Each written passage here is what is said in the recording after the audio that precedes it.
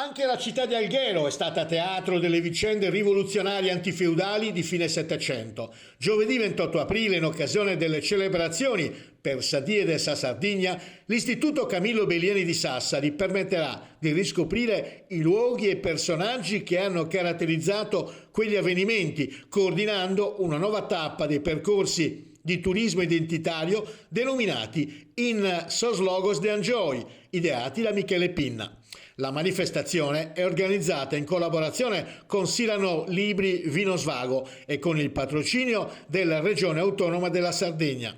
L'appuntamento è per le 17 nello spiazzo antistante la Torre Sulis, ex Torre dello Sperone, che ha ereditato il nome da Vincenzo Sulis, personaggio emblematico che venne imprigionato all'interno dell'edificio per oltre 20 anni, fino alla grazia che gli venne concessa da Carlo Felice nel 1821. Ad accompagnare i visitatori in questo emozionante viaggio nella storia saranno l'archivista Stefano Alberto Tedde e lo studioso Antonello Nasone, che guideranno i presenti tra le antiche vie e gli slarghi caratteristici del centro storico, rievocando circostanze e aneddoti relativi al passaggio dell'Enjoy. Sarà in particolar modo ricordata l'importanza della famiglia algherese di Simon, un casato nobiliare di origini liguri, i cui esponenti, acculturati e sensibili, furono partigiani di Enjoy e figure centrali dei moti rivoluzionari.